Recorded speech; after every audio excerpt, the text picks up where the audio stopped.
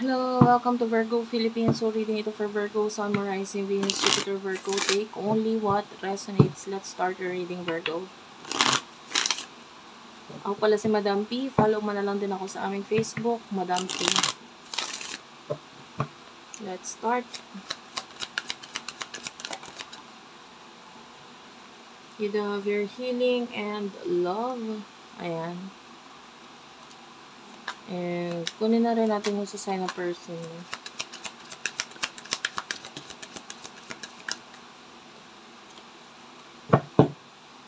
Bottom of the deck, there's this prosperity. New beginnings is here. Confidence and transformation. Well, I feel like yung iba sa inyo currently may mga hindi magandang pangyayari or sitwasyon na nangyari sa inyo na may kinalaman sa love. Yan. And for now, currently you're healing regarding this matter. And new beginnings is here. You could be dealing with a new person. I think itong person na to is someone na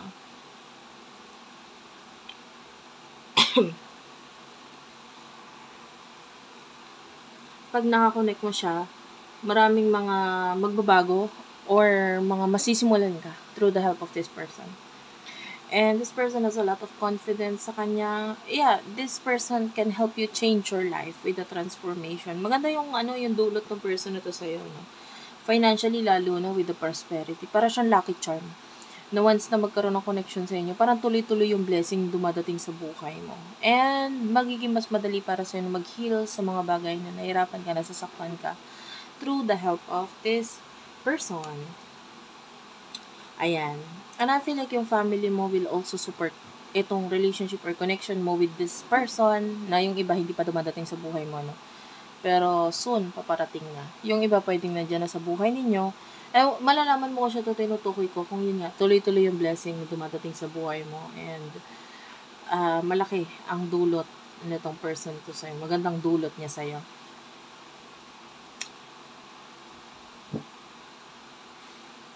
Punta tayo sa mga emotions ninyo sa isa't isa.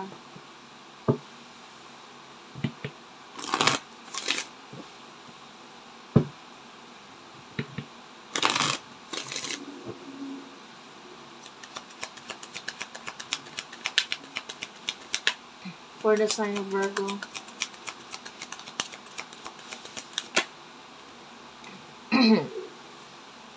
You do have your boundaries.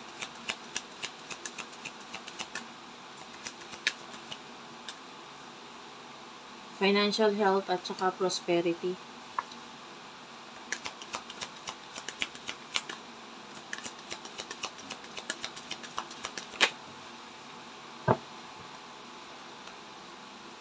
Courage at saka grieving.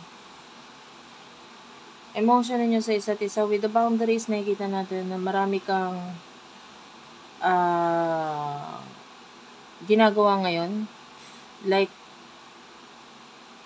nilalagyan mo ng boundaries or yung iba natututunan ng protekta ng sarili nila.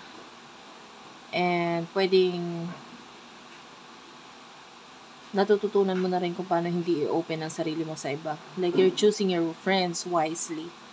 Including itong mga with the financial health and prosperity. So, pwedeng natututunan mong i-handle yung finances mo ngayon and hindi mo hinahayaan na may mga tao na basta ka na lang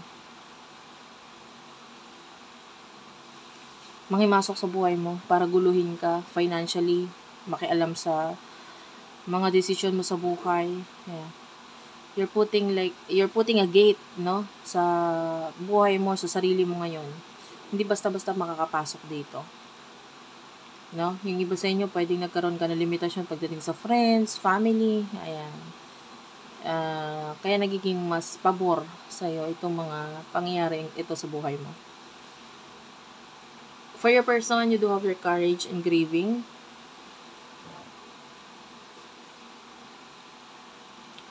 Hindi siya okay ngayon eh. Nagmamatigas lang siya, parang kunwari wala siyang pakialam. You do have your travel. I feel like there's this moving on energy dito sa person na to. Or yung iba sa inyo, nakapag-move on ka na sa kanya eh. The person in the past. And nakakaramdam tayo ng past energy dito na nagmamatigas kasi ayaw niya magmukhang kawawa or what. Pero deep inside, nalulungkot rin nasasaktan nito person na to.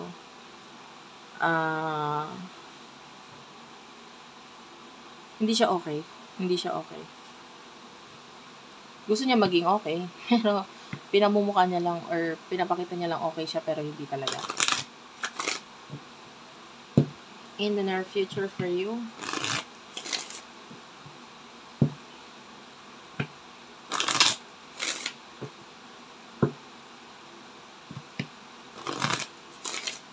In the near future for you.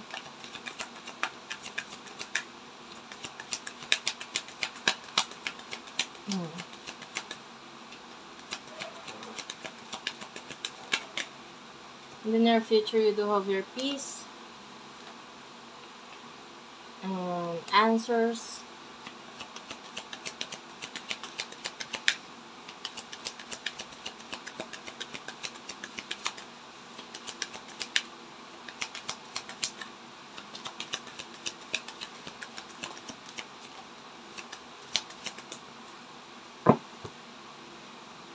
Good luck and forgiveness. I feel like a person in the past ay magpaparamdam sa'yo to say sorry, so on and so forth. Alam mo yun.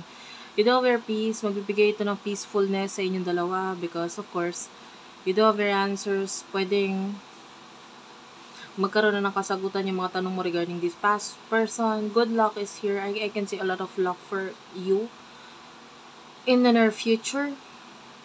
Basta i-follow mo yung dreams mo. Kung ano yung makapagpasaya sa'yo, kung ano yung gusto mo talagang gawin, i-follow mo lang yan. Kasi I feel like merong patutunguhan yan. Ituloy mo lang. Huwag kang mag-i-stop. Just do what you want to do. Follow your dreams. Ayan. And you know, your peace. Nakakita tayo dito na the universe is really looking at you eh. Yeah. Gusto rin nilang maging masaya ka. So, yeah. You are really blessed pagdating dito sa bagay nito. Mas maikting, mas pinasayang pamilya. Also, connection with the family. In the near future. Especially, magpapasko sa Christmas season. So, ayan. Mas masayang pagsasama or pakikipagsama sa family ang makukuha natin dyan. Thank you for watching guys. I love you all and bye-bye.